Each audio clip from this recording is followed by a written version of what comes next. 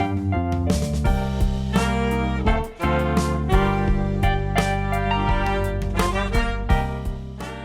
Rollie, great news. Oh, what's up, Nicole? It turns out we don't need to change our lifestyles at all to fight climate change. Oh, awesome. Why not? Because the real problem is that we just have too many people on the planet, and they're causing all the problems. Oh, okay. So I guess we should start with all the people in the developed world that are causing all these emissions. No. Too many people.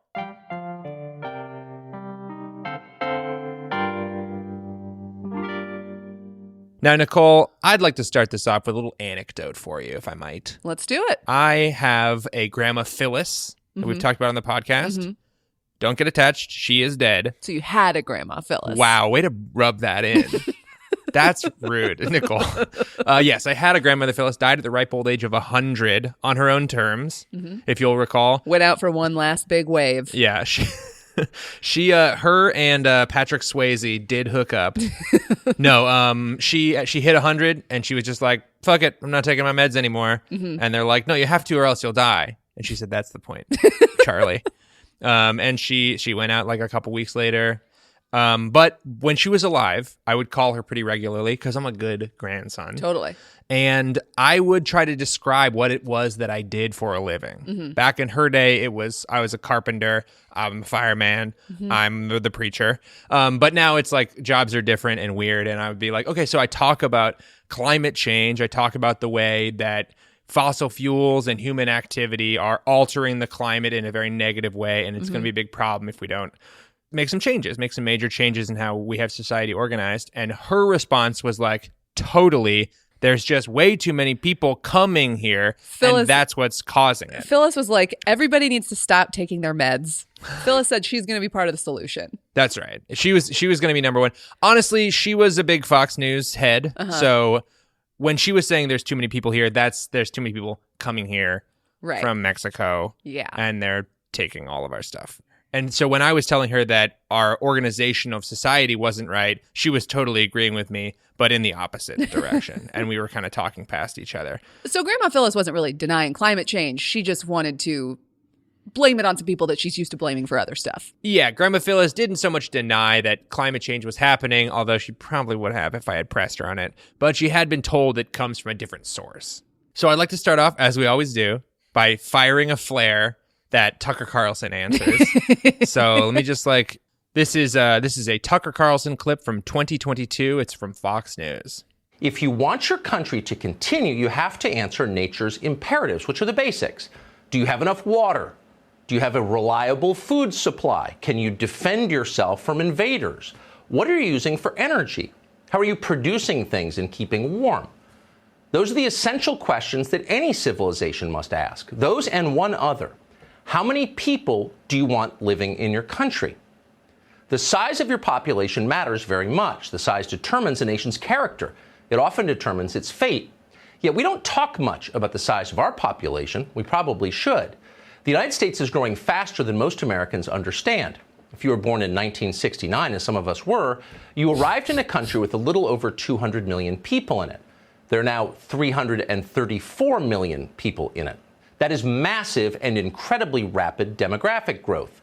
And it's accelerating. Immigration is now at the highest level ever recorded in American history. So is the number of foreign-born already living here. So what are these millions of new people going to be doing for work 20 years from now? They can't all be Nancy Pelosi's housekeepers. They can't all bus tables at the French Laundry in Napa. And not all of them will, thank God. That's specifically a reference to during the pandemic lockdowns, Gavin Newsom held a fundraiser at a restaurant called French Laundry, which was bad. He should not have done that. And then Fox News obviously latched onto it. Of course. I just love the construction there. They can't all bust tables at the French Laundry, and they won't, thank God. It's like, okay, so which one do you hate? Do you hate the immigrants or do you hate the French Laundry? Like, he's thanking God that the immigrants that are here won't have to work at the French Laundry. Yeah. And not all of them will, thank God. In spite of the Democratic Party's best efforts to import a permanent serf class to serve its donors, some of these immigrants will rise higher than Nancy Pelosi expects they will. Some will fight their way to the top of our society with the usual combination of inborn talent and grit. And honestly, bless them for that. No one invited them here. We didn't want them to come, but we will be sincerely glad when they succeed. And yet, a country is more than the success of a handful of people, inspiring as that always is to watch. Sheer numbers matter too. Even if every single person who snuck across our southern border this year goes on to win the Nobel Prize in Chemistry, it would still be worth worrying about the effects that mass immigration have on our total population numbers. I mean, that's obviously not true, right? Yeah. If hundreds of thousands of Nobel-winning chemistry geniuses come to America, I think it's like fucking wave them home like a third base coach, yeah. You know? My God. We just have a legion of geniuses pumping out amazing solutions to any of life's problems. And then you'd have a Nobel laureate bussing your table at French Laundry. Thank God. Okay. So this is the modern overpopulation argument being parroted by, honestly, frequent collaborator to this podcast, Tucker Carlson. I mean, just obviously a lot in there that we could probably spend the rest of this podcast just talking about the way Tucker Carlson either likes or hates immigrants based on where they work and what degrees they win awards in.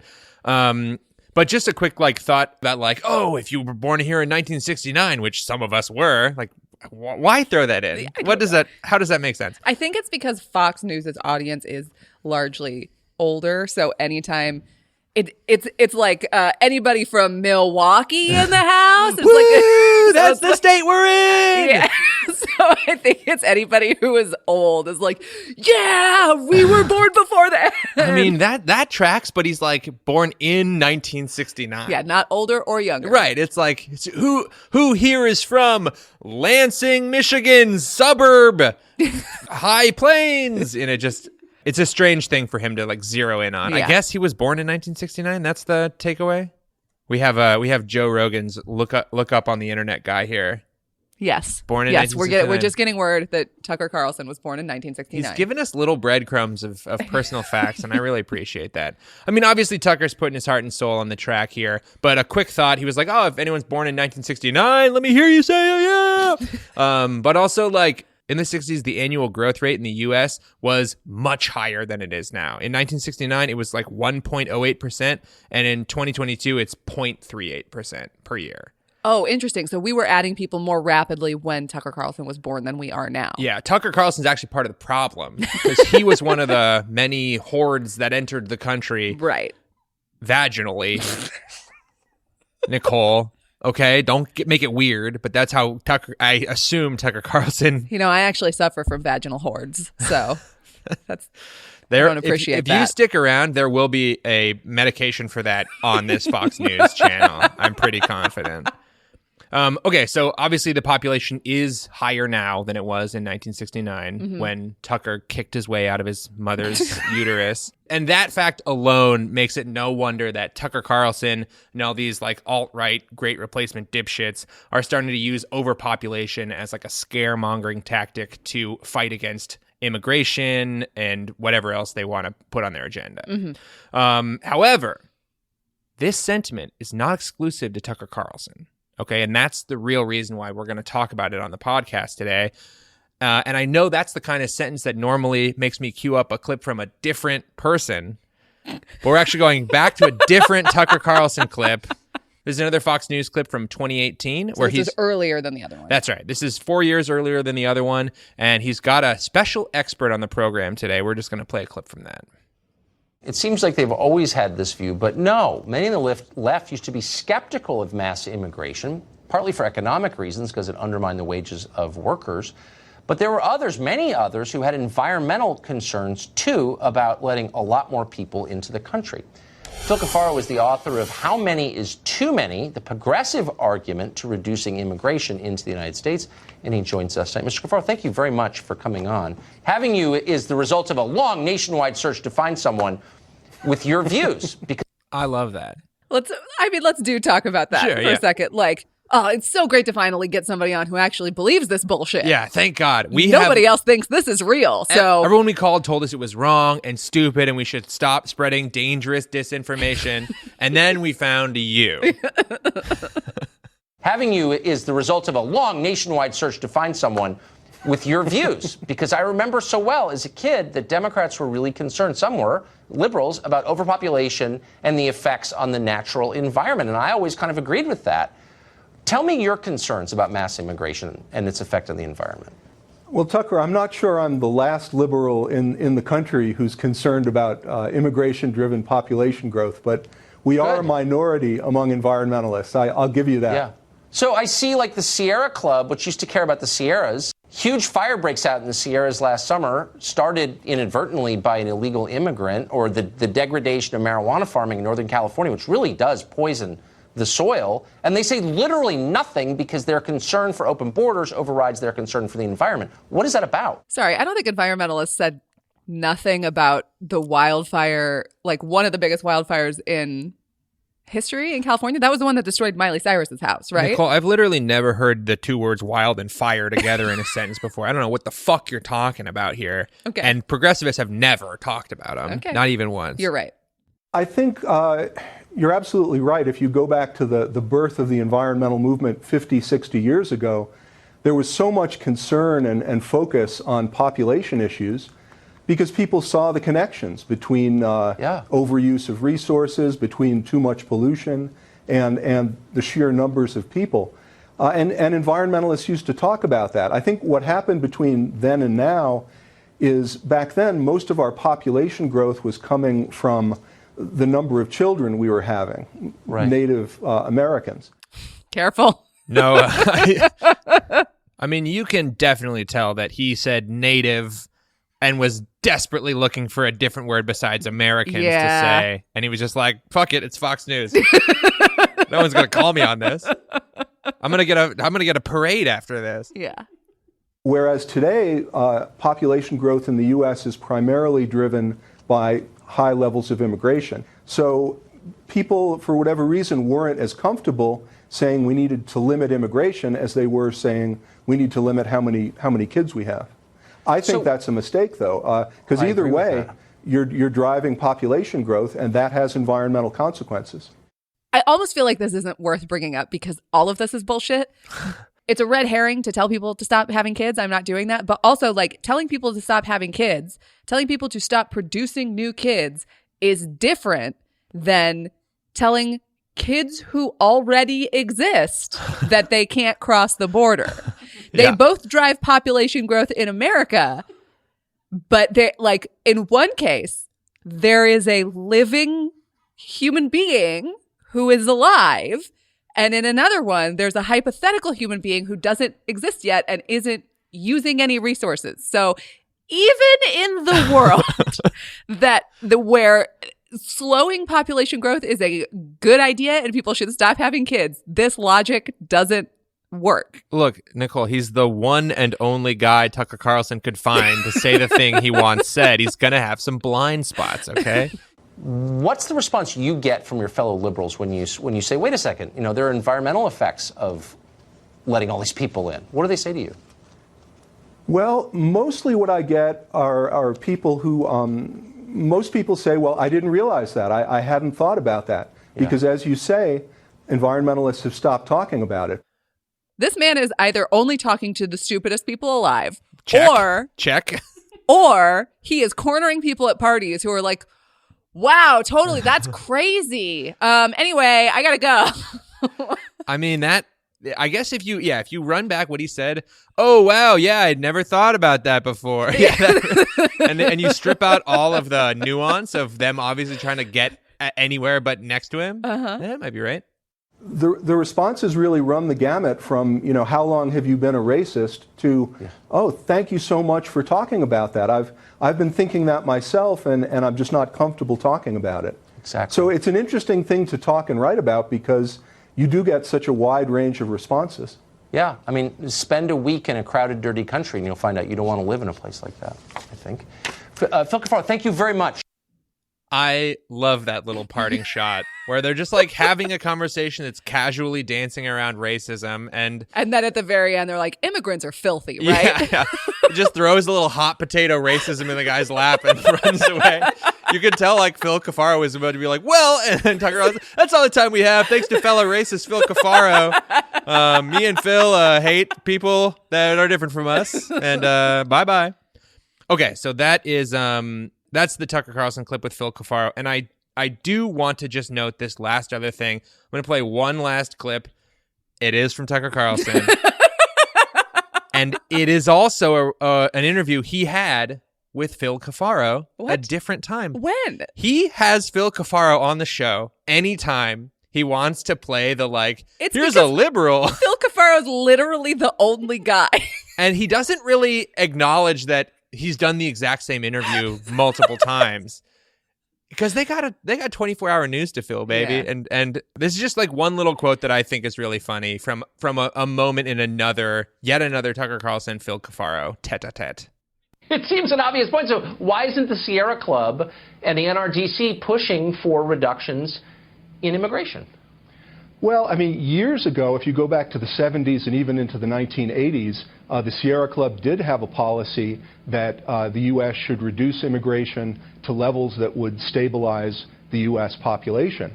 But over time, that got to be a harder and harder argument to make for complex reasons. And really starting about 20 years ago, really skated over for complex reasons, huh? Like I think the reasons are probably pretty important. They're complicated. Anyway, they just don't talk about it that much anymore. A lot of fascism stuff. It doesn't matter. Environmental leaders drop the ball on population. So there are quite a few of us, though, who still believe it's an important component of sustainability, and we're trying to make that case. Crowded countries are dirty, all of them. Jesus it's obvious if you Christ. travel. So that's what I wanted you to hear. Also, Tokyo has some of the highest population density in the world, and it is also famously very clean. Yeah. No. Singapore has huge population density, and it is very clean. Paris has higher population density than New York City. Like, what are you talking about? Also, New York City is dirty, and it's our country. I just love, it's like Phil Cafaro is fighting for his life against nuance here. It's like, for complicated reasons, there's a lot of us trying to do this thing. Tucker Carlson not listen to a fucking word he says. Tunes back in after a mental hiatus to drop this bomb. I just want us to listen to it one more time. Crowded countries are dirty, all of them.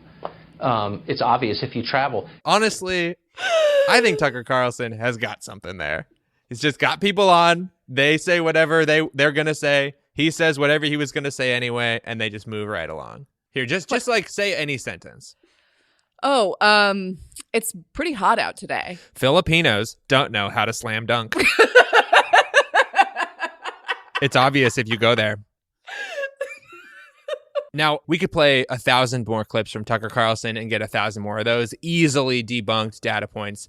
But the point about the left embracing fears of overpopulation is not untrue. Mm-hmm. The boogeyman of overpopulation actually did resonate with people on both sides of the political spectrum, mm-hmm. including some of the most trusted and recognizable conservationists in the world. Ooh. Here's a voice you'll recognize, Nicole, if you've ever gotten so super high and sat on your couch watching a lizard run for its life through a beach full of snakes. Okay, I know who you're referencing, but if I try to get that high, I will hide in my bedroom shaking for a few hours. Hey, that makes you the lizard.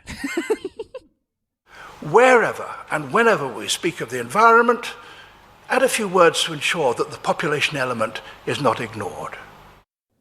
So he just talks like that normally, huh? Yes, I'll have a grande chai latte. Excuse me, I couldn't help but notice the front part of your car has bumped up against the back part of my car. I believe I will kick the ass that is attached to your body. The Hawaiian goose, the oryx, the imperial eagle, which sounded the environmental alarm 50 years ago, were, you might say, the equivalent of canaries in coal mines. Did the person who... This bird is a metaphor for another bird. Yeah. Warnings of impending and even wider catastrophe. Every one of these global problems, social as well as environmental, becomes more difficult and ultimately impossible to solve with ever more people.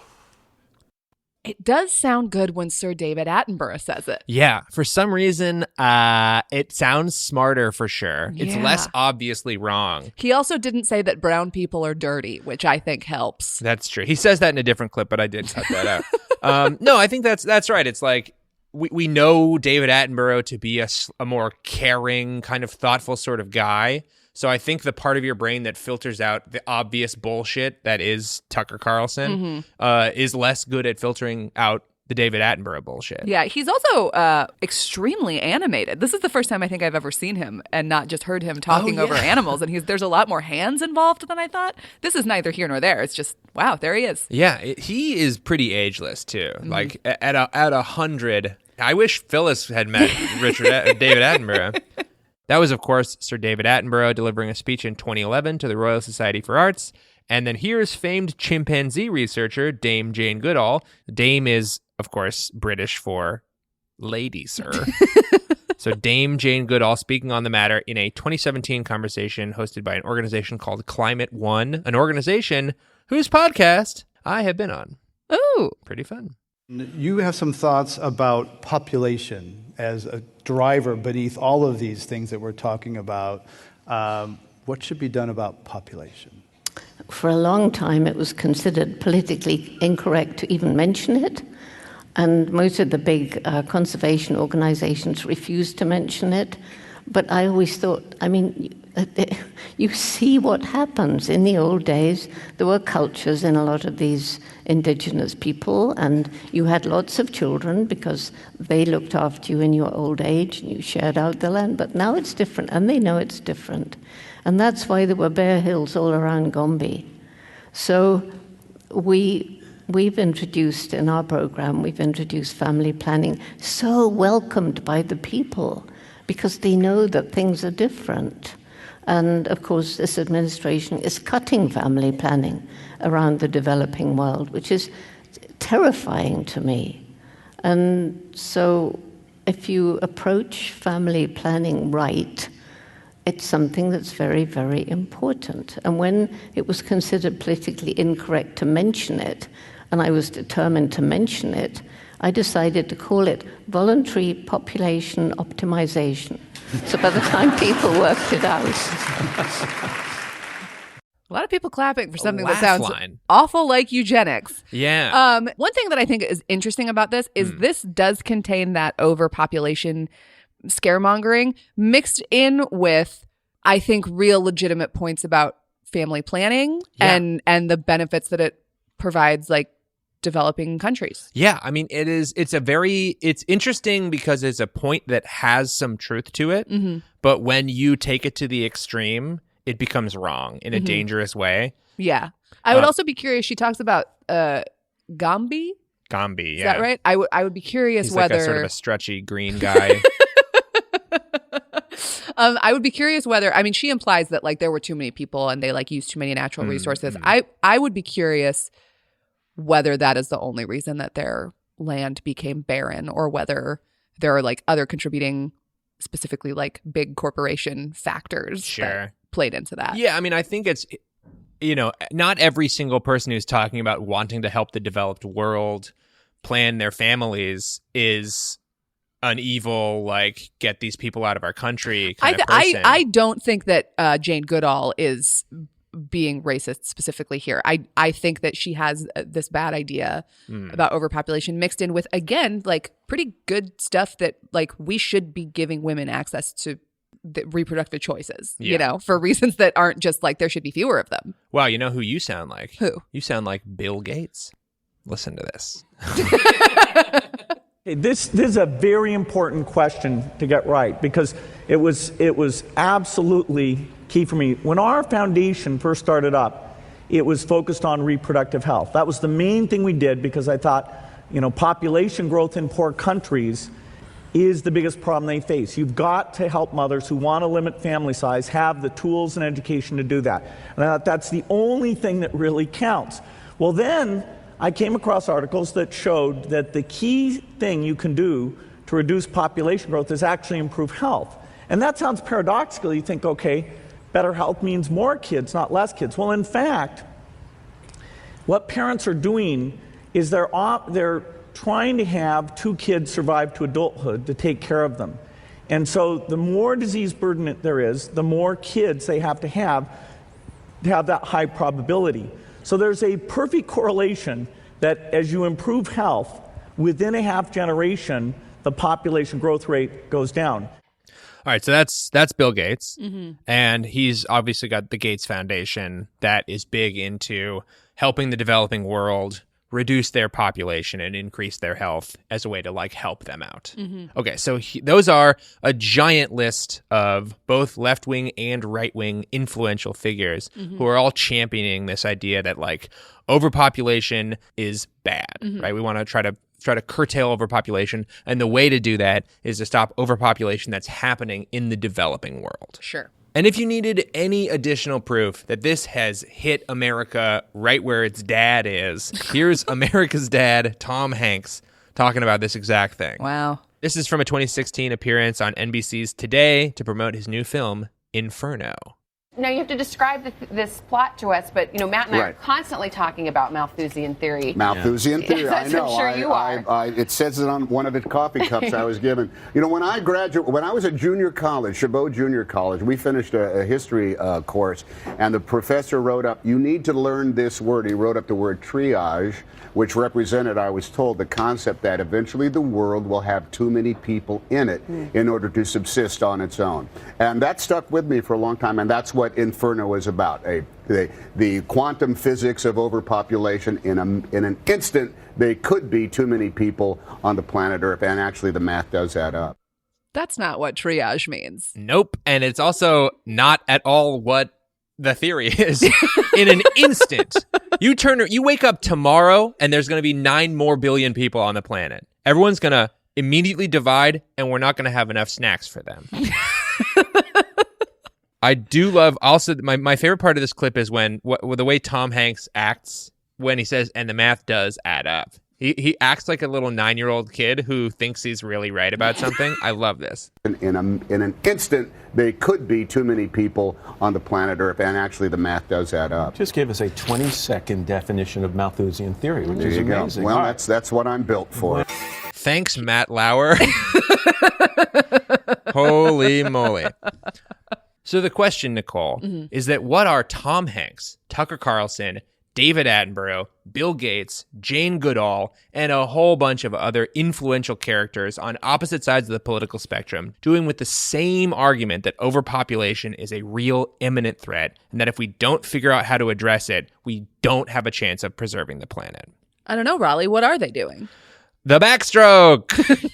No, ultimately, this is a very convenient argument for those sorts of people to be making. By focusing on overpopulation, we in the developed world are able to blame the poorest people on Earth who consume the least and stand to suffer the most from climate change. And, bonus, we get to avoid taking a much-needed hard look in the mirror. I hate looking in the mirror. You look great today. Thank you. No problem. But you are the problem, so... So let's talk about how overpopulation and the fear that we're going to run out of all of our resources, and in the process, we're going to carpet bomb the entire planet and destroy the natural environment, how that argument found its way into the mainstream and got embraced by a ton of people across the political spectrum, and why it's ultimately a massively unfair and wrong distraction from the actual causes of and solutions to climate change. Hit that music.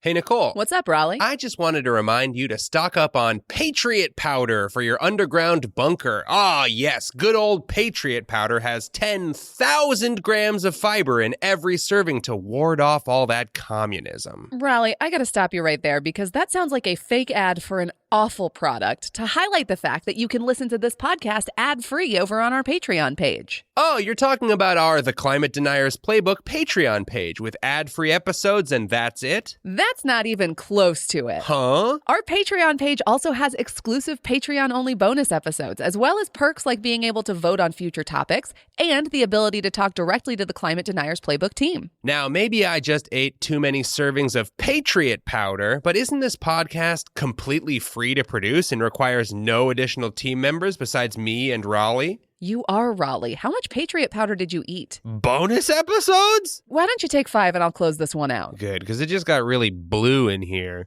Joining the Patreon page keeps the show independent, and it helps us pay the people who work on this podcast. We've got a whole team of researchers and producers, which is good because if one person tried to read through all of this climate denial propaganda on their own, I think their face would melt off like in Raiders of the Lost Ark. Oh, hey, melted face syndrome is actually also a side effect of Patriot powder, now with extra goo. So join the Patreon page for fun, exclusive perks, and a community of our other generous, cool patrons who like the kind of content we're producing over here and want to see more of it in the world. Now, I may be temporarily powder blind, but if I ever regain my sight and see one of you Patreon supporters out on the street, I'm going to give you a big hug, or handshake, or fist bump, or just leave you the hell alone, depending on your personal preference. Patreon.com/deniersplaybook. My Link in the teeth description. are vibrating. God damn it, Rollie. Me, Rollie?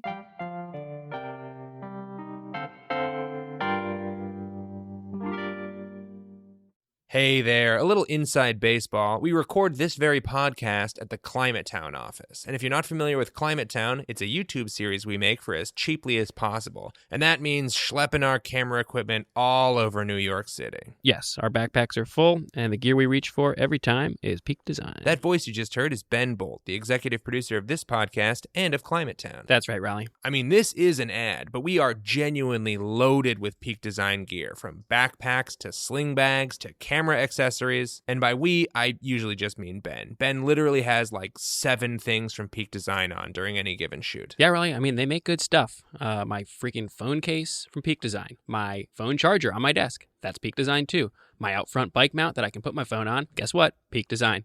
You know that little tripod we use on Climate Town shoots? The little travel tripod? The little travel tripod. They got organizers. They got straps, clips, duffel bags, everyday bags. And they're not fucking around. Peak Design gear is guaranteed for life, whether you buy it firsthand or 10th hand. And they can make that kind of commitment and not go broke because they build stuff to last. As my father would say, it's built like a brick shithouse.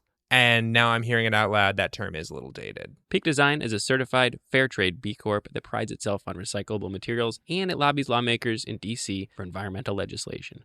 They're also the group who nominated Climate Town to be an environmental partner with 1% for the planet. So double thank you. And they also have been a podcast supporter of ours from day one. And also, they just make really good stuff. So go to peakdesign.com/playbook. That's PEAK design.com/playbook for 20% off some of our favorite products and a picture of Ben on set dripping with Peak Design gear. I'm literally going to try to put as many pieces of Peak Design gear as I possibly can into one picture. I'm glad we just got health insurance because Ben's back is going to be demoed. But not because the Peak Design stuff is heavy. The other shit that we put inside it. In bulk, it's heavy. If you stack enough Peak Design stuff.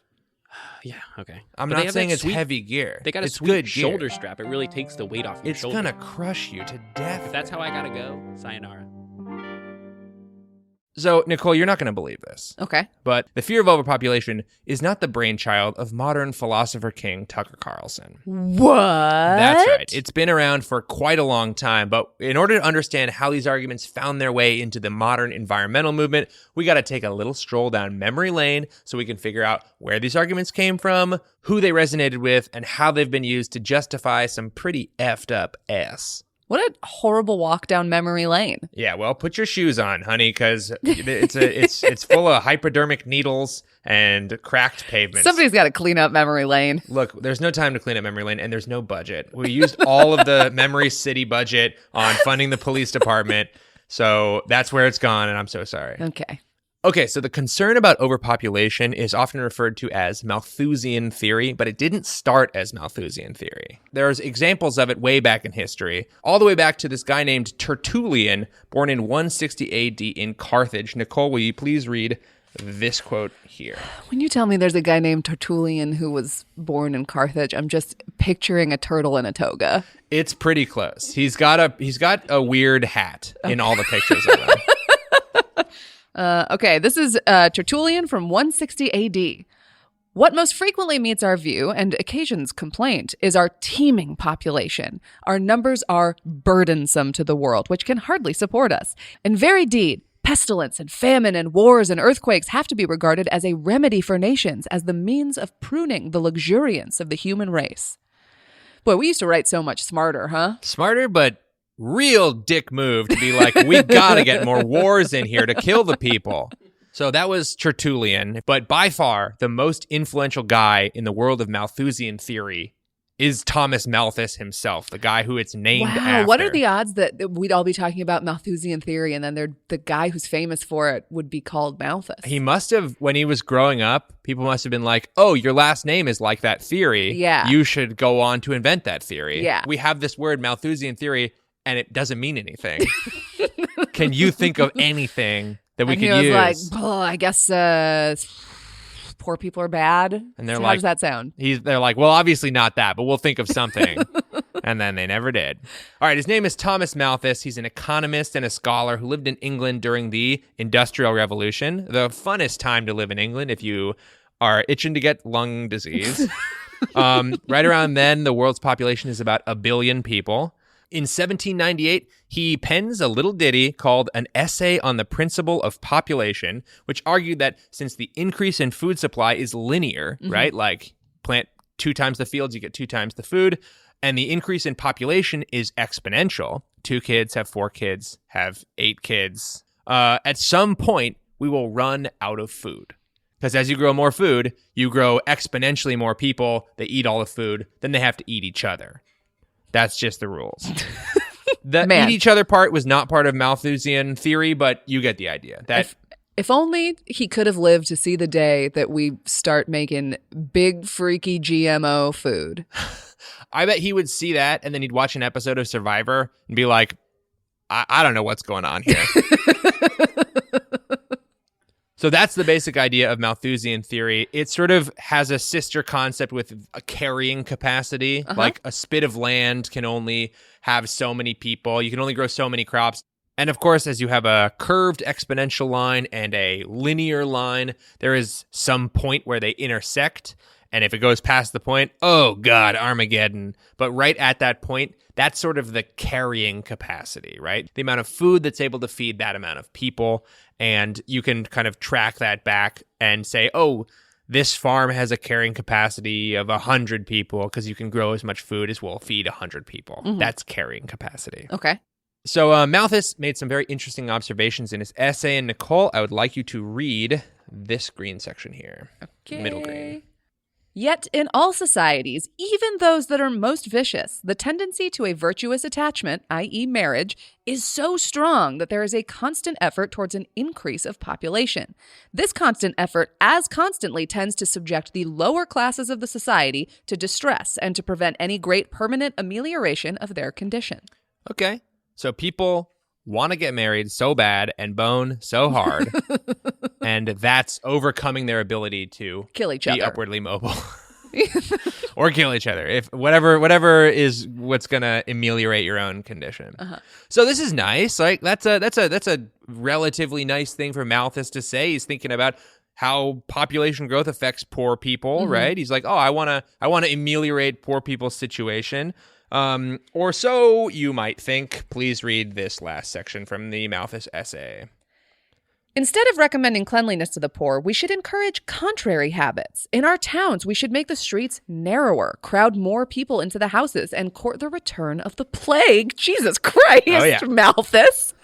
In the country, we should build our villages near stagnant pools, and particularly encourage settlements in all marshy and unwholesome situations. Just fucking shoot them at that point. Like, No. Make them shoot themselves.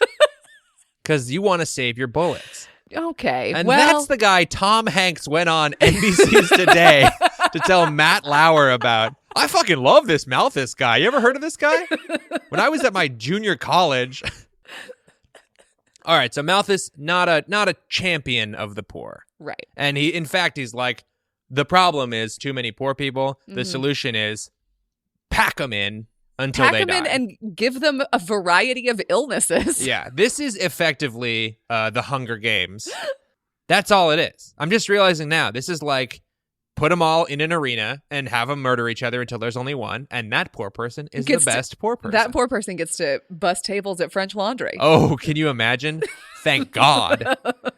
All right, so even the earliest overpopulation guy, the OG Malthus, father of Malthusian theory, blames the poorest and most vulnerable people in society for being the architects of their own condition, which is kind of a bummer. He quotes their tendency to virtuous attachment as an unsustainable thing that increases the population. We simply don't have the resources to support all these people. Here's an easy fix. Let them get the plague.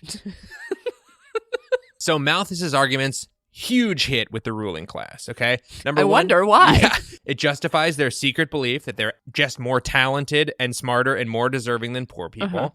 And also because it takes the very real problem of poverty and makes it the fault of the people who are in poverty rather than the fault of the people who have all the wealth, food, land, resources, and power. Which is pretty fucked up. And it's double fucked up when you think about the paradox. Well, if you were so smart, you'd just kill me and take what I have. Yeah, like I did to your family. Now, why are you here? And you can kind of put yourself in the mind of like an aristocrat in the Industrial Revolution in England, where for the first time ever, a ton of people have come into the cities from the countryside and they're working the mills and they're losing their fingers and stuff. And they're like unwashed masses because the aristocrats don't want to give up any money to like let them have nice lives. So they're out there, they're seeing through their little fucking opera glasses, all these like dirty kids. And they're like, oh, gross, kill them. What are we doing? And so, yeah, this Malthusian argument really starts to take root. So Malthus drops his essay. And then 3 years later, in 1801, England decides to institute its first ever census. So previously, I'm not exactly sure how they counted people. I'm sure they had some method of getting at least in the ballpark. But now they've got an actual census, which was in part to keep track of their population growth. They're a little worried about it. After just a few decades, England enacts the Poor Law Amendment Act of 1834, and Malthusian theory apparently was one of the chief justifications for that law. And what do you think that law was designed to do, Nicole? Probably nothing great for poor people. No, it was designed to limit relief to the poor. So that's pretty fun, but not quite as fun as this next section, simply titled Eugenics! So Malthusian theory became popular with, of course, the eugenics movement in the 19th and 20th centuries, and specifically in the United States. Where that tracks for me. Exactly. Yeah. Where they embraced state, and I wrote they instead of we. I wasn't around back then. I wasn't around back then. I didn't have anything to do with it. Anytime it's like United States did this, I would always say we, but this time I'm like, nah, man. That's the United States. That's them. Yeah. Because the United States embraced state-sponsored forced sterilization campaigns targeting, quote, undesirable populations. Oof. So this is a state-sponsored, governmentally endorsed, approved, and carried out in at least 32 of these United States by 1935. And, of course, the United States had a really big fan of their programs. I think I might have a guess as to who this person is. And this man wrote about it in his 1925 manifesto, Mein Kampf. Yeah, that's what I was guessing. That's right. Hitler, of course, is a fan of eugenics, as will come as a shock to nobody. So when Hitler took over power in 1933, he created his very own set of sterilization laws, and he modeled it on the United States laws. Ooh, boy. So that's pretty fun for us. We don't even speak German. This philosophy transcends language, which is a bummer. It's like too much communication is rarely a bad thing. In this case, it really fucked us. Yeah. But guess what, Nicole? What? That America beats the Nazis. But America also supports eugenics. Nicole, America beats the Nazis, okay? America beat the Nazis in World War II. We, America, took those motherfuckers to church, all right? America realized all the problems with fascism. They stopped blaming the poor for their problems that the rich obviously caused. And that's the end of the podcast. That's it. That's it. You did the research for the episode, so I'm going to trust you. But it does feel like I'm seeing a couple more notes here. Let me just go ahead and... Okay. Oh, no. Oh, God. No, sadly, Nicole, that is not it. when there are two philosophies to choose from, and you're a rich person choosing, and one of them requires rich people to change their behavior. Ooh, I don't like that very much at all. And the other one blames poor people for choosing to be poor. That feels right to me. Which one do you think? I'm going to go with the latter. And that's exactly how America went. So as technology is advancing and America is sort of solidifying itself as the police of the world, no-knock warrants are fine. If you have nothing to hide, why are you resisting so hard? The overpopulation boogeyman comes rocketing on back. Okay, so in a speech that President Lyndon B. Johnson gives to the UN in 1964, he drops a fun little stat. Less than $5 invested in population control is worth $100 invested in economic growth. As far as I could tell, that's not based on anything. The concept that he is foisting upon the listener is that the cost of preventing a birth is about $5, and a prevented birth is worth $100. So we're back into like kind of made up stats world, but this concept that preventing population growth is going to make all your foreign aid a lot easier starts to crop up in the 60s and 70s. Oh, he's talking specifically about foreign aid here. Yeah, that's right. In 1967, he's got a State of the Union address, and he says, next to the pursuit of peace, the really greatest challenge to the human family is the race between food supply and population increase. That race tonight is being lost, which is like basically a dumber version of what Malthus wrote hundreds of years previously, or 160 years before that, which is like, it's so funny that this one theory that's like pretty demonstrably wrong keeps like popping up. And Lyndon B. Johnson is a Democrat. Yeah. So like this is not like it's like this right-wing radical policy. Lyndon B. Johnson is a Democrat, but he's also famously not a nice guy. Yeah, one of the main things about him is he is like a mean old fuck. Yeah, I mean, I guess he's a Texas Democrat, and that's a real coin flip on which way he's going to be like, somebody in my house, shoot him. Speaking of Lyndon B. Johnson being, what did you call him, a real dick? What did you say? I called him a mean old fuck. Yeah, yeah. Speaking of Lyndon B. Johnson being a mean old fuck, your words, not mine. I would never say that. There's a great piece called Making Life Cheap in the New Republic that I'd love for you to read a paragraph from. Let me grab this for you. When an advisor to Lyndon Johnson suggested increasing relief to India in advance of a visit by Prime Minister Indira Gandhi, Johnson replied, "Are you out of your fucking mind? I'm not going to piss away foreign aid in nations where they refuse to deal with their own population problems." Before long, the international development community had joined this misguided effort to tie aid to reproductive suppression. The full horror of post-war population control measures, forced sterilization, infanticide, the state invasion of women's bodies, whole countries left demographically distorted for generations to come, rested on this basic orientalizing notion. The real danger to social order, not just globally but also at home, came from the irresponsible, untrustworthy foreigner incapable of controlling basic human urges. Clip that out and tweet it. Nicole, I finally got you. No, obviously that's still pretty fucked up, but it's not the same kind of like kill the poor fucked up. It's prevent the poor from having more children, prevent the children from being born in the first place. Sure, we're no longer giving the poor the plague. That's right. We're just saying don't have kids. And can I just for something else totally, can you just say you want to give the poor the plague real quick? No, I'm not. Don't trick me. Oh, curses. She's learned. The raptors have thumbs now. All right, so we also get a lot of overpopulation fears that have crept into like our national security goals. Mm-hmm. The U.S. National Security Council's 1974 memorandum was called a very apt Implications of Worldwide Population Growth for U.S. Security and Overseas Interests, written by Henry Kissinger. Here's a quote. I won't even try to do a Kissinger accent. The political consequences of current population factors in the least developed countries, rapid growth, internal migration, high percentages of young people, slow improvement in living standards, urban concentrations, and pressures for foreign migration, are damaging to the internal stability and international relations of countries in whose advancement the U.S. is interested, thus creating political or even national security problems for the U.S. God, I wonder if there's a person who made it harder for certain countries to be stable. And also, like, oh, we're not interested in that country. They can go fuck themselves. But this country has oil, or this country is strategically located. So we actually have to worry about populations within their country who are having too many kids. Uh-huh. It is, to me, one of the most obviously evil things the United States does. And that the list is long. Yeah. But to just blatantly be like, and this was a classified document. Like if you read the actual, I'm just going to like pull up this actual PDF. This document can only be declassified by the White House. Declassified release on July 3rd, 1989. So the day before the 4th of July. Thank That's you. nice. George H.W. Bush. That would have been him, right? 15 years. Yeah. Man, Nicole, you really know a lot about geopolitics. That's cool. I just know the names of some presidents. Hell yeah. If you say Bush, you got 2 right there.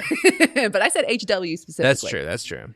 Yeah, so that was classified shit. So Kissinger didn't have to worry about the optics of that. So he's able to say, like, we're interested in this country developing because they're going to be, like, really strategic for putting a couple of naval bases there, maybe. So it's not like, let's go in there and put a bullet in these people. It's like, how do we prevent this population from expanding through more palatable means like forced sterilization? Yeah, and he specifically also like says that like it creates unstable conditions. Like if there's famine, obviously there's going to be like outbreak of war and stuff. It never occurs to him that like maybe we should raise their standard of living. Maybe we should make them like us by doing diplomacy, which was the title of your book, Henry Kissinger. Look, we don't have time to raise their standard of living, Nicole. Okay? We only have time to selectively sterilize one group of them, and that's what we're going to do. Okay, well, you've convinced me. Like, the thing that is missing from all of this stuff is that, like, the developed world uses the developing world for their labor and exporting minerals and exporting material and that kind of thing. That's not mentioned in here, where, like, what can we do for them? It's all like, what can they do for us? Yeah. And why would we worry about what can we do for them? We have a gun. They don't got a gun. So that's national security. There's also this like olive branch country where America, we're rich and we're benevolent, right? We give U.S. aid out. And U.S. aid is actually an acronym for the United States Agency for International Development. It was established in 1961, and it's also been a major force in leading population assistance programs. We're talking abortions, voluntary sterilizations, and family planning. According to a 2016 article from The Guardian, U.S. aid funds things like programs in India offering cash incentives to women and men who choose permanent sterilization in an attempt to bring down the national fertility rate. Ooh. And in Peru, U.S. aid was funding the country's population control programs at the time that Peru forcibly sterilized over 200,000 indigenous women in the 1990s. Ooh. Yeah. Now, U.S. aid says that they didn't know about the forced sterilization programs and claims that as soon as it became aware of the government's sterilization targets and campaign strategy, they what? They stopped giving them money. Nope. They communicated strong concerns to the government of Peru. And of course, this concept that overpopulation was a problem and sterilization was a possible solution gave a lot of cover to dictators who had indigenous populations that they weren't that fond of to sterilize them and be like, look, we're doing what you told us to do. This is just our population control method. Don't blame us. We learned it from watching you, Dad.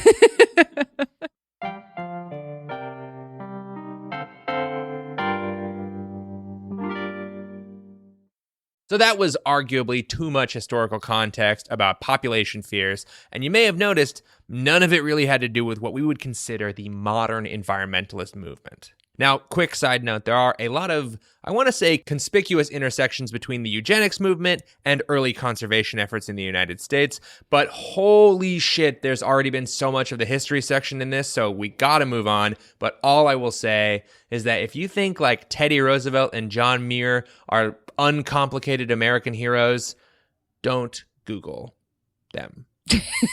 Just think your thoughts and don't second guess yourself. You can look up pictures of them. Don't get any deeper than that. Anyway, if we want to really get into how and why environmentalists began beating the overpopulation panic drum and playing the overpopulation panic jazz saxophone and scoring it with a little bit of overpopulation panic bass line. The do like that. You know what? Editor, drop in a little bit of bass line here. Boom, ba-doom, boom, boom, boom. We simply must take a look at one book in particular. I'm talking, of course, about a little ditty called The Population Bomb. Now, The Population Bomb is written by Paul Ehrlich in 1968, and it has one of the greatest and wrongest opening lines of any book ever written. And I'm just going to read it for you. The battle to feed all of humanity is over. Remember, this is 1968. Okay? The battle to feed all of humanity is over. In the 1970s and 1980s, hundreds of millions of people will starve to death in spite of any crash programs embarked upon now. At this late date, nothing can prevent a substantial increase in the world death rate, although many lives could be saved through dramatic programs to stretch the carrying capacity of the earth by increasing food production and providing for more equitable distribution of whatever food is available. But these programs will only provide a stay of execution unless they are accompanied by determined and successful efforts at population control. Yeah, and that all famously did not happen.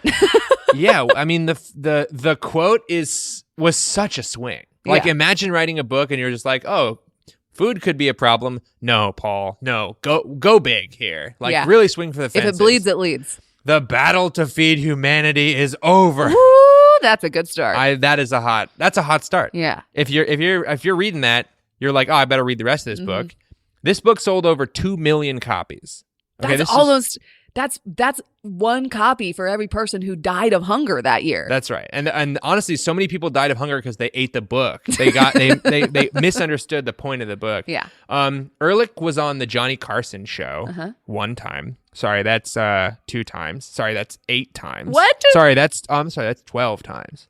No, I'm sorry, I'm reading that wrong. 20 times. Jesus Christ. Paul Ehrlich was on the Johnny Carson show 20 times because of his overpopulation is a huge problem philosophy. And let's see. In Act 1, we got a fun monologue. Act 3, we have a fun little musical number. How about for Act 2, we do a little death? Really? How about mass death? Really great famine. Really great famine. So 20 visits to the Johnny Carson show, Christ. Which is, I mean, that's more than most comedians got. And maybe Johnny Carson wants to get the foremost expert on population science on his show. Paul Ehrlich is a butterfly scientist. He's an entomologist. He specializes in bugs and butterflies, but he wrote a best-selling book about the Malthusian theory, and he really rode that straight to the top. And by the top, I mean like popular culture. Overpopulation panic goes mainstream. If Books Could Kill, one of our favorite podcasts. Maybe my favorite podcast. If Books Could Kill did a whole episode specifically about the population bomb, debunking it. Not that it takes a lot to debunk, but they really tear this one apart. But they also did us a real solid by pointing us in the direction of this paper called Barbarian Hordes, the Overpopulation Scapegoat in International Development Discourse. What a title for an academic paper. And if you like the title, you're going to love the densely intellectual writing in this. I tried to read it. I had a couple of false starts. I was like, I'll print it out and read it on the train. Here's just one sentence from it.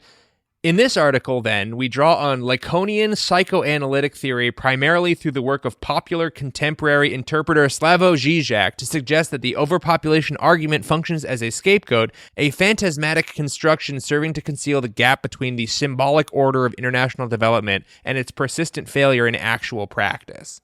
That's like page 1 shit. This is a dense article. There are times that you realize, like, oh, I'm stupid. Yeah. I thought I was a smart person, and now I realize I'm a stupid person just barely hanging on. Yeah. Just clutching the scale of the dragon. I will read a line that I thought was pretty incredible. I read it, and I turned and said to producer Ben, I was like, man, whoever wrote that line must have just been like, swish. You know? Here it is. By conjuring the age-old image of animalistic barbarian hordes breeding inexorably and therefore overflowing their third-world confines to threaten the security and enjoyment of wealthier nations, the overpopulation boogeyman helps to displace attention from systemic issues within the political economy of development, namely the futility of pursuing sustainable development within the context of a neoliberal capitalism that characteristically exacerbates both economic inequality and environmental degradation. Oh, shit! Swish. So that was an incredibly long sentence, but like, I mean, the TLDR of one sentence. You need a TLDR. I mean, for you kind of do. Sentence. That is the density of barbarian hordes, the overpopulation scapegoat, and international development discourse. That is kind of the magic of this paper. It's very, very thick, but basically it's like, yeah, we keep seeing this like, oh, there are all these brown people in other countries coming here because they can't control themselves over there. But that's like not at all the case, as we're going to learn from our emissions density. Yeah, and it's like making people scared of that guy who's coming here and he's a barbarian with a big club makes them like ignore, like they said, the systemic issues, the big problems that are caused by people in power that actually like create the system of inequality that, you know, has resulted in a lot of people who, by the way, as far as I know, are not carrying clubs.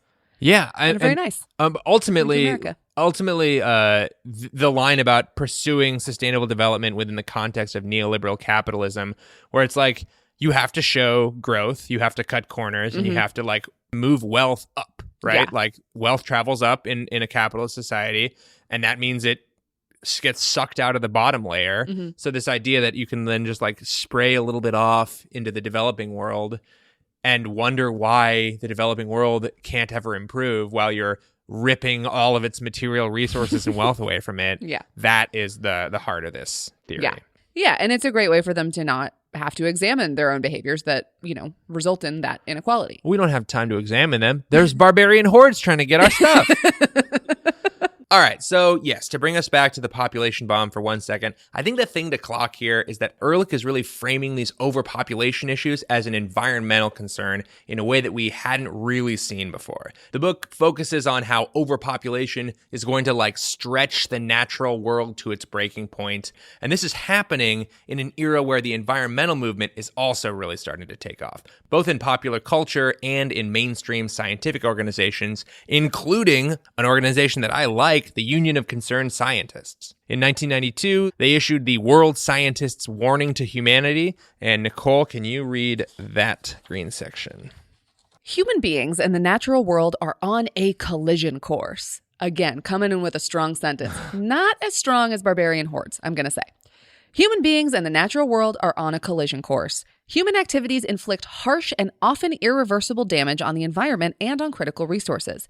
If not checked, many of our current practices put at serious risk the future that we wish for human society and the plant and animal kingdoms, and may so alter the living world that it will be unable to sustain life in the matter we know. Fundamental changes are urgent if we are to avoid the collision our present course will bring about. Developing nations must realize that environmental damage is one of the gravest threats they face, and that attempts to blunt it will be overwhelmed if their populations go unchecked. Yeah, developing countries, don't you realize that if you don't stop having babies, it's your fault that you end up underwater? Stop cutting all your trees down like we did. So, wow, this argument is just resonating with all sides of the political spectrum. They really all got on board with it, specifically in the rich, developed, largely white world. They've really figured out this must be the problem. They've all gotten together, and this is what they are pointing at as the key core issue of development. Yeah, and the dumb analysis is that on sort of like a basic reptile brain human level, it makes sense. Like if you order a bunch of pizzas for a party and then more people than you expect show up to the party, then you get to the final few slices of pizza and everybody's kind of hovering around waiting to see if it's like okay for them to take the final slice of pizza, and you just scale that up to the world's pizza. The world's pizza. I mean, you go to some polite parties because I feel like I'd be like, dibs, dude, I got that. No, that's exactly right. That is their analysis. And let's just talk about why it's so super wrong. Let's do it. So first of all, you can tell it's wrong because none of the predictions they made have even been remotely true. So the author of The Population Bomb, Paul Ehrlich, wrote this article for the Progressive's 1970 Earth Day issue, predicting that between 1980 and 1989, so 1 decade, in that 1 decade, 4 billion people, including 65 million Americans, would die of famine, which, as far as I know, did not happen. I feel like I would have remembered. There's all this like 80s like Stranger Things nostalgia, and I don't feel like they covered a quarter of the American population disappearing at all. I guess a series of demigorgons might have taken a quarter of America away, but then they wouldn't have made a fun TV show about that. So yeah, so that didn't happen. They predict all sorts of inevitable population growth, but population growth actually slows down. It went from about 2% in the 1960s to 1% in 2020, according to the United Nations. And by the way, according to Bill Gates, we've reached our peak birth rate, meaning our population is only increasing because we're living longer and not because, like, we're having more kids that are dying. This is why Malthus said we need a plague. People are living too long. We need to reach peak death.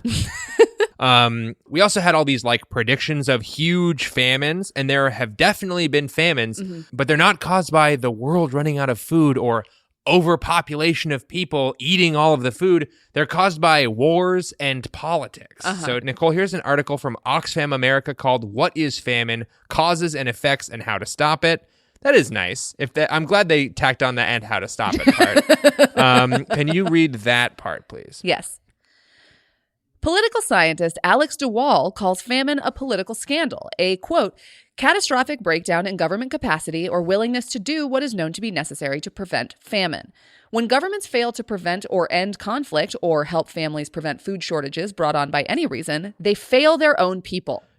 Yeah, and that's kind of the core of why the Malthusian argument is just so fucking stupid. Because it completely ignores this complicated and nuanced series of social problems, and it just says, oh, we have X amount of food and Y amount of people, and there's just simply too big of a Y and not enough X. And the fucked up thing is that it gets it wrong. Because we very much do have enough food for the Y amount of people. We just don't distribute it to the Y amount of people because some of the Y people want all of the food and they have all of the guns and money and they just take the food. And the rest of the people don't have access to the food. The population bomb predicts that we are not going to have the food for our population, right? Our population is going to way surpass the food supply.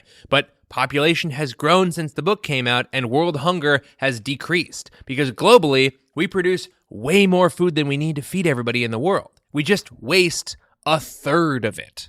According to the UN Food and Agriculture Organization, the FAO, all the food that we waste is enough to feed 1.26 billion people, which is twice the number of people that are undernourished across the globe. Wow. Yeah, that's a lot of food waste. It seems like all of these like very dire doom and gloom predictions like totally missed that we were going to GMO the absolute fuck out of our food supply. I got a corn the size of a VW Beetle now. And so now we have so much more food to eat and also to just throw straight into the garbage. Yeah, we got GMOs, we got like new agricultural technology. This stuff is more than taking care of the linear progression of food. Yeah, and like that has its own issues. But if we're just talking about feeding, Name me one issue. Name me one issue with conventional agriculture, Nicole. Go ahead, I'll wait. You know, I'm going to deflect because I know that you have a video coming out about this topic, and I don't want to steal your thunder on it. Thank you so much. I really appreciate that. But just in terms of like feeding people, like we got it more than covered. Yeah, the problem is not can we make enough food? It's do we care enough about poor people to get them food? And it's been a resounding no from the developed world. And so the concept of waste actually dovetails really nicely into the other obvious flaw of the overpopulation / Malthusian argument, and that's the concept of population. It turns the people into just a single number, but people do not all use resources at the same rate. Mm-hmm. Poor people do a lot less damage to the planet than rich people do. And when we blame the impact that people do, like just a sheer 5 billion people do this much damage, 8 billion people do this much damage, it's not okay to ignore the question of like, which people do the most damage? And it's by far and away, the rich people do the most damage to the planet. There's this idea that Earth has this like predetermined maximum number of people that it can support, and that's called the carrying capacity. We talked about that a little bit earlier, and that we've got to stop reproducing before we like blow past our carrying capacity. But no one can really agree on the carrying capacity, and the number is all over the place depending on who you ask. The population bomb says the carrying capacity is maybe 1 billion people. But according to a UN survey from 2012, there's at least one study that says the carrying capacity of Earth could be 1 trillion people. It just depends on how you use your resources. So, for instance, people love eating meat, right? Mm-hmm. But animal agriculture is super wasteful. It's one of the most incredibly wasteful activities we do on the planet. It takes way more work to do. It produces far fewer calories in total than vegetables. But the book, The Population Bomb, starts with like, oh, we lost the battle for how we're going to feed everybody. And it does not start with a much more realistic thing, which is like, everybody needs to become a vegetarian right now because it's going to drastically increase our carrying capacity of the planet. Yeah. And the people who are against climate action or against this kind of action, they're always the ones who are like, they're trying to take your hamburgers away. Yeah. They're going to make you eat bugs. And it's like, first of all, no. No. Second of all, like, fine, I'm trying to take your hamburgers away. You think you eating hamburgers is worth doing eugenics on people? You think you eating hamburgers is worth sterilizing populations in the third world? Yeah, it's got a weird, like, in order to have a hamburger, we have to conduct our society in a certain way. And here's the way. And it's like, well, no. I don't want to hear about that. I just want to eat a hamburger and get mad if somebody tries to take it away. Mm-hmm. It's an interesting tactic because it's like, yeah, I guess a little bit I am trying to take away some hamburgers. And it's not me trying to take away the hamburgers. It's more I'm snatching them out of people's hands. I'm running down the street past a Five Guys with a patio. Already purchased hamburger.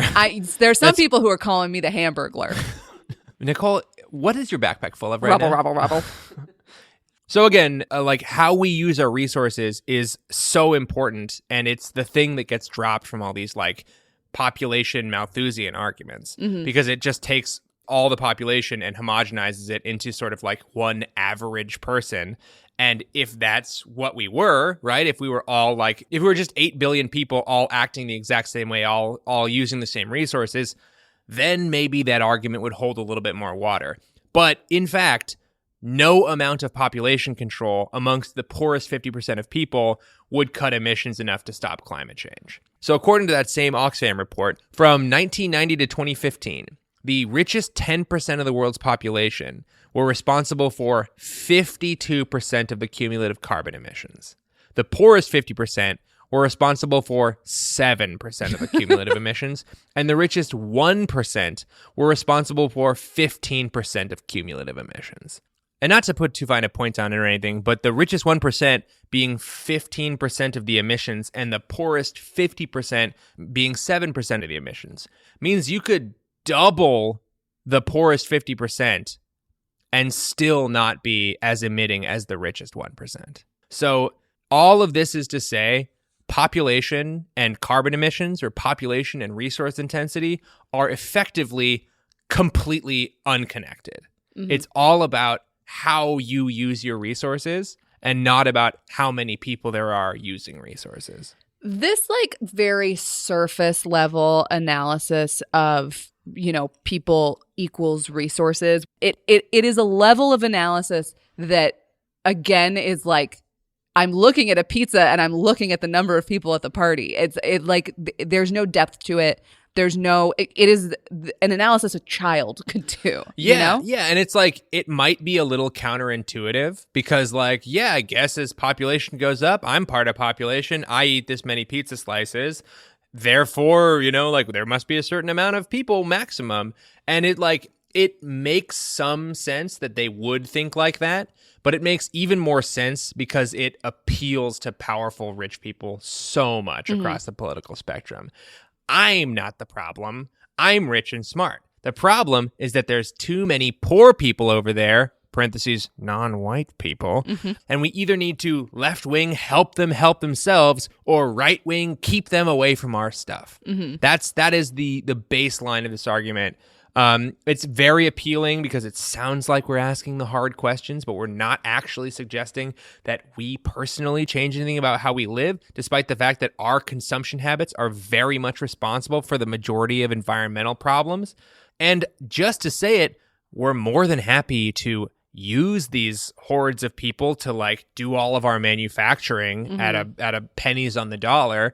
But the moment we think about like, oh no, too much is being consumed, it must be all those people over there because there's so many people over there. We in America especially treat consumption and being consumers as a national pastime. We're like Tostitos presents the United States. Like that's our whole shtick. We're just like buying the products that people make, not realizing that that is exactly the same thing that everybody else wants to do and is doing.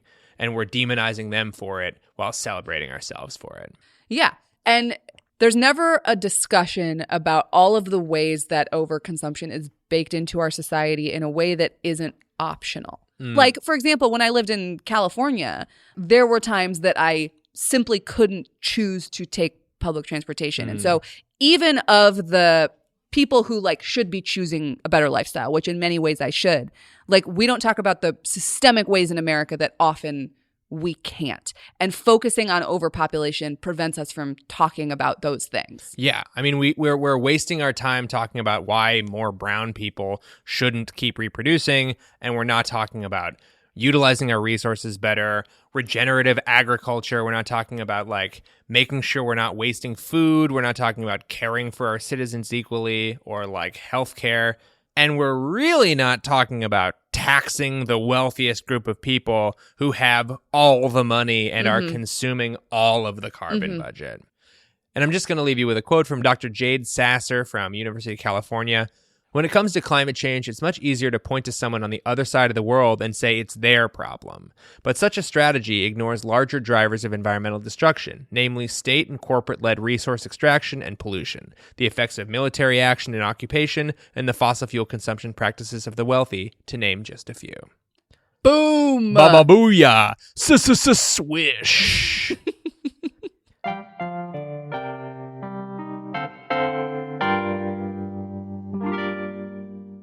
Nicole, we've done, I want to say, 500 improv shows together over the years. Maybe a little less, but maybe a little less. Certainly around that number. A lot of fucking improv shows. Let's just do a quick improv. Let's do a little skit. Let's just do a little quick spoofy make 'em up about a guy working for an NGO, and it's his first day on the job in a developing country. Okay. And this developing country has perfect unaccented English. Uncancelable accents. No accents even. Hello there. Excuse me. My name is Tommy. I'm from an unidentified NGO that you can paint whatever name onto that you'd like. And I'm here to help you help yourself. Oh, Jesus fucking Christ. I have a lot of great tools at my disposal, and I am rich in my country, and that would make me basically the king of this country. If you knew even half the money I have, you would positively listen to everything I say. Can I have some of your money? Oh my, what's better than money? Information, and I'll give you that for free. What are your biggest problems? And I'll tell you how to solve them. I mean, I would say I don't have clean drinking water. Oh, I know exactly your problem. You're wasting all of your clean drinking water. You're frittering it away. Have you tried being less wasteful with your clean water? We don't have clean water. I have to walk to a well and then bring it back to my house and boil it to have drinking water. I have the solution to your problem. Instead of walking to the well, why don't you drive your car to the well? We don't have a car. What are you talking about? Oh, I actually You think I would walk to the well if I could drive to the well? I actually found out your problem. You're walking to the well for your drinking water. You should just turn on your faucet and get it out of there. Okay. This happens a lot where guys like you come here and are like, I have all the solutions to your problem, and you have no idea how I live. Like, I don't have a faucet. Okay, perhaps I have been a little presumptuous. Why don't you tell me another one of your problems? We don't have enough food for my family. Aha. There's somebody in your family who's eating all the food. That's not true. You must tell them to leave. to leave. Which one is the tallest, your mom or dad? My dad. Well, it's him. Kick him out. He's the primary breadwinner of the household. He goes to work every week in a cobalt mine, and he's the one who provides all of the money to our family so that we can go buy what little food that we have. Okay. You tell your dad that he must become the boss of the mine. Then you'll have all the money you need to buy the car to drive to the water well. This isn't helpful for me, okay? Which of your gods did I offend? Jesus Christ. I'm so sorry. Tell that god that I will sacrifice any animal that he or she wants whenever I get around to it. I would like you to leave. Now, I know I've solved all your problems now, but I'll leave soon, and you won't have me to solve your problems for you. Good. So you're going to have some solutions that work even when I'm gone. Okay. And that brings me to the ultimate important point, overpopulation. This place is way too crowded. Look at that guy. He's too close to me. Just to be clear, you think that my people are reproducing too much. Uh-huh. And using too many resources. Oh, that's right. And that's bad for the planet. Uh-huh. Uh-huh. Okay. Just real quick. How many cars do you have? Well, I have just the two. Okay. And then there is I am buying a third one. Okay. But so that one's just going to be for weekends. Okay. So I have 0. Oh. Would you say that 3 cars is more cars than 0?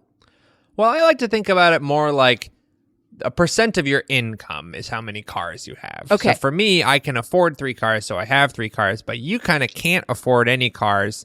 And so I think you're living a little bit above your means to even consider buying a car. I'm not considering buying. Look, oh, okay. Very good. You're making progress. Why are you here? I am here to help you become more like me by becoming less like you.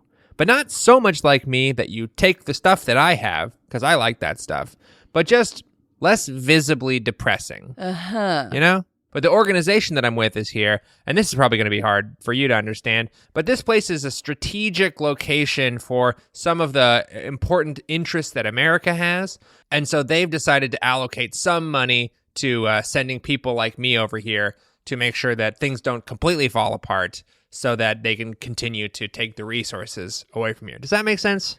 So you want me to have less of my resources so you can have more of my resources? Yes. And the way that I think you could do that is by having a smaller population that doesn't use as many of your resources, so we can come in and take those resources, but it won't meaningfully make your life that much worse. Does that make sense? No. Let me start over from the very top, just so you God. get it and you don't forget this time. Hi, my name is Tommy. I'm from an unidentified NGO that you can paint whatever name onto that you'd like, and I'm here to help you help me. The Climate Deniers Playbook was created by Rollie Williams, that's me, Nicole Conlan, and Ben Boult. Our hosts are Rollie Williams and Nicole Conlan, who is me, and our executive producer is Ben Boult. The show is produced by Gregory Haddock and edited by Brittany Terrell. Our researchers are Carly Rizzuto, Canute Haroldson, and James Crugnale. Theme music from the smooth, sultry mind of Tony Dominic. And artwork by Jordan Dahl, who, yes, is technically my boyfriend, but that's not why we hired him. He's actually just really good at art. Special thanks to the Civil Liberties Defense Center. And to all of you who actually listen to the show. And apparently even the credits. Now that's dedication.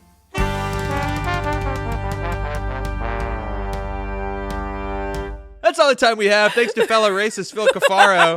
Bye-bye.